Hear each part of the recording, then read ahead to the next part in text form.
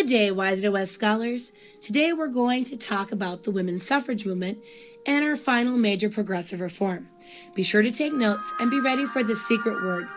Today's learning targets are: I can describe the roles of Susan B. Anthony, the National American Women's Suffrage Association, the National Women's Party, and Alice Paul in the fight for women's suffrage.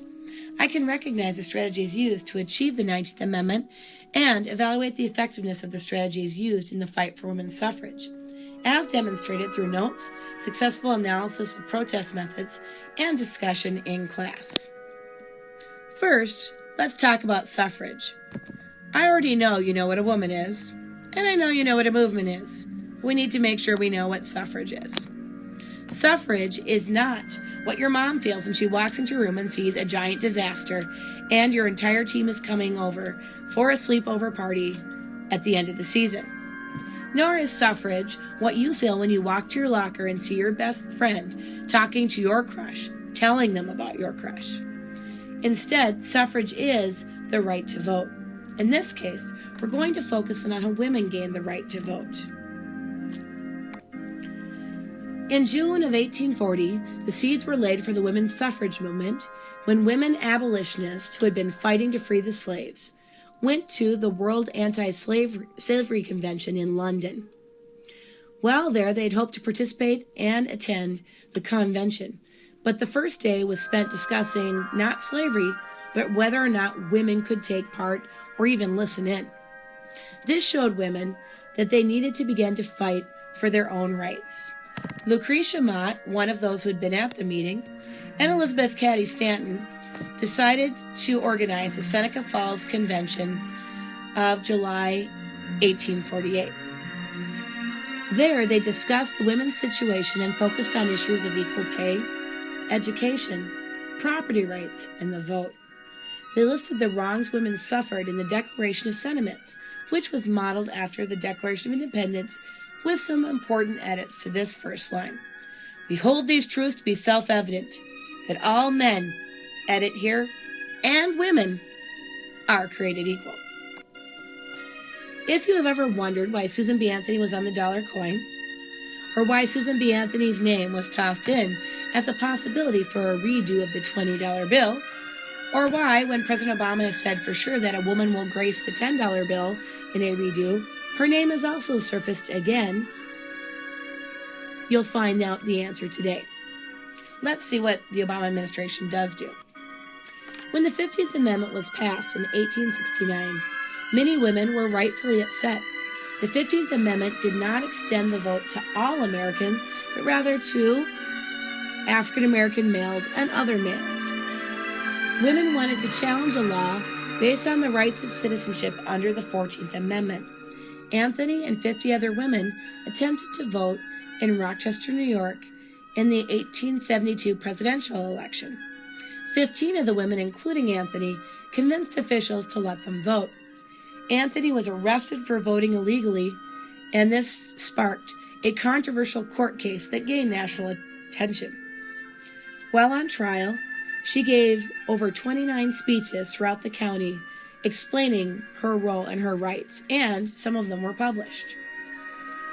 When she eventually was allowed to testify, she explained, "This high-handed outrage upon my citizen rights, you've trampled underfoot every vital principle of our government.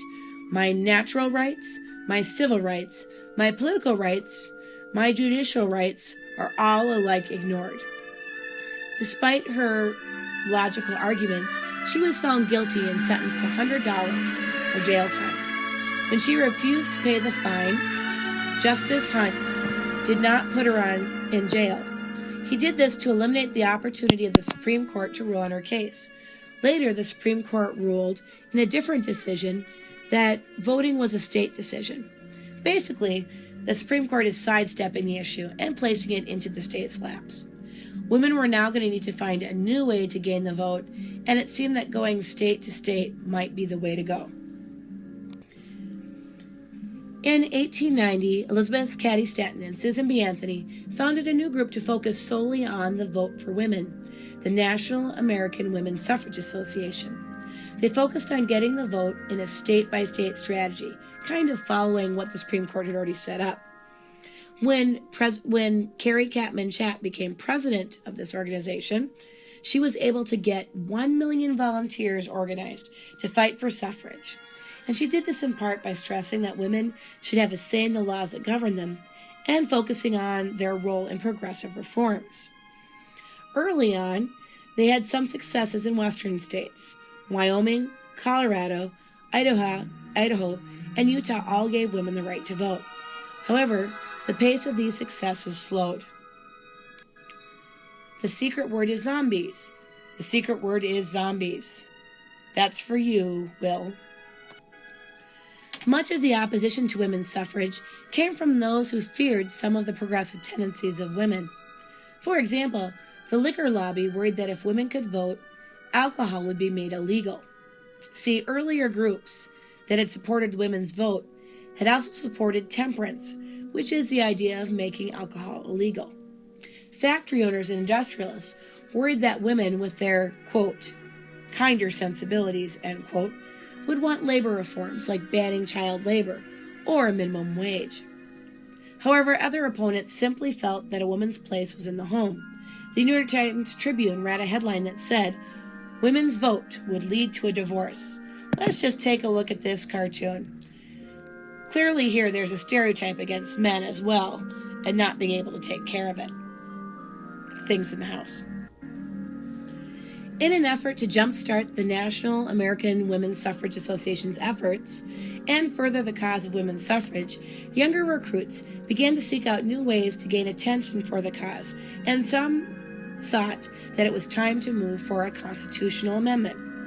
Alice Paul planned the March on Washington on March 3, 1913, to gain attention and support for the women's suffrage movement. They marched to gain attention. However, men jeered the protesters, some protesters were hurt, and the police provided very little protection. In the end, it did gain first-page news, but at what cost? After the march, Alice Paul and others left the National American Women's Suffrage Association because they differed with the older generation on how best to fight for women's suffrage. Here's a couple images of the parade. Here you can see them in their patriotic gear. Here you can see Inez Milholland, one of the very famous socialites who was part of the movement. And notice she looks kind of like Lady Liberty. And here we can see again another very patriotic view as well. In 1913, the National Women's Party was created by Alice Paul to fight for the vote for women. The NWP advocated for passing a constitutional amendment.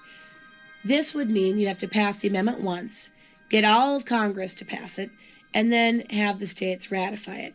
But many felt that this would be easier and simpler than doing the state-by-state strategy.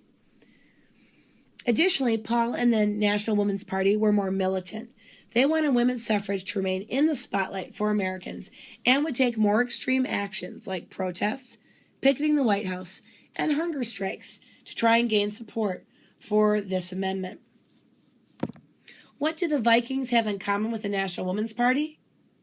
The same colors. The National Women's Party used purple, gold, and white in banners and sashes. I bet many of you will remember it now. One of the most controversial protests of Alice Paul and the National Women's Party was when they silently picketed outside the White House, earning them the name the Silent Sentinels.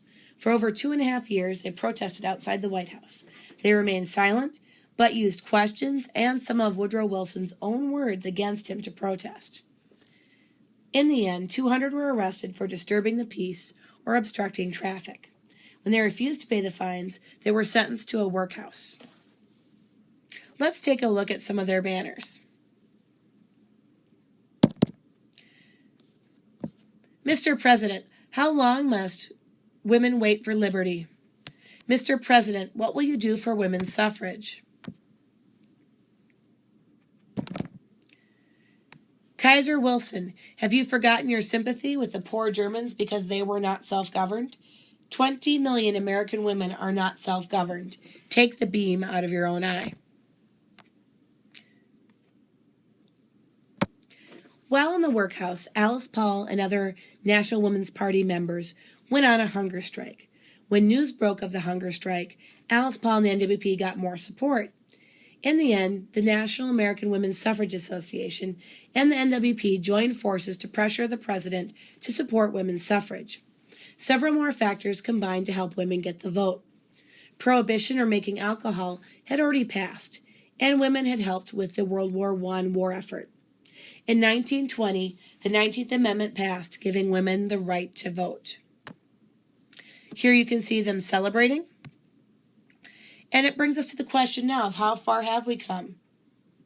That's a question you can answer for yourselves.